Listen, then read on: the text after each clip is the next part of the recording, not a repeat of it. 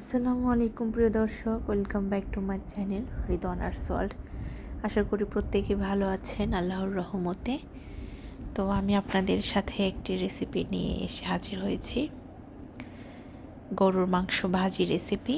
আমরা মূলত কোরবানির মাংসটা ভাজতে ভাজতে যখন 3 থেকে 4 দিন বা 5 দিন পর মাংসটা ভাজা হয় তখন এটা কালচে রং ধারণ করে।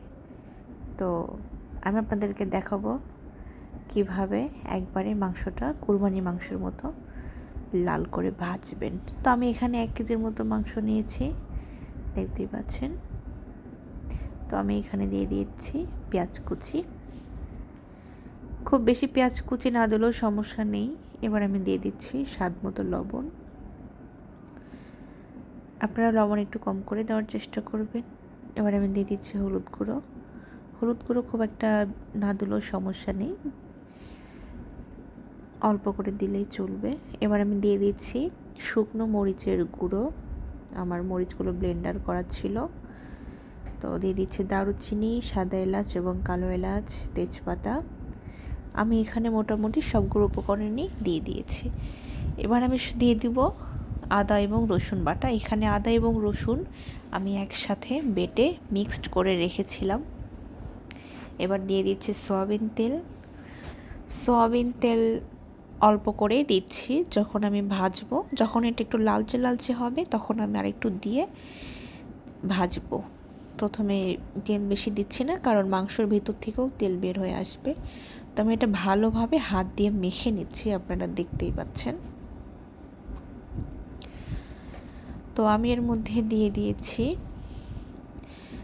কয়েকটি আলুগুলো খুব ছোটও করিনি এবং খুব বেশি বড়ও করিনি, আপনারা দেখতে পাচ্ছেন। মাঝারি সাইজের আলু আমি 4টা ভাগ করে দিয়েছি। তো আমি এর মধ্যে কিন্তু কোনো পানি অ্যাড করিনি। আমি চুলায় মিডিয়াম লোয়ে দিব জালটা। তো দেখুন মাংসটা 5 থেকে 7 মিনিট পর নিচে দেখুন কত পানি উঠে এসেছে।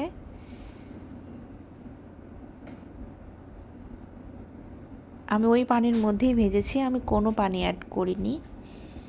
তো আমি মিডিয়াম লোয়ে দিব, এর মধ্যে মাংসটা সিদ্ধ হবে এবং খেতেও মজা লাগবে। আপনারা পানি না দেওয়ার চেষ্টা করবেন, তাহলে এটা খুব ভালো লাগবে আশা করি। তো আমার রেসিপিটা কেমন লাগলো অবশ্যই কিন্তু আমাকে কমেন্টে জানাবেন। কুরবানির মাংস যেভাবেও রান্না করা যায় আপনাদেরকে দেখিয়ে দিলাম। তবে হেসেলে যে 5 থেকে 7 দিন ধরে মাংসটা জাল করে লাল লাল করা, ওটা কিন্তু আরও বেশি মজা লাগে। তো আমি একবারই করে দেখালাম। সকলে ভালো থাকবেন, সুস্থ থাকবেন। আল্লাহ হাফেজ, আসসালামু আলাইকুম।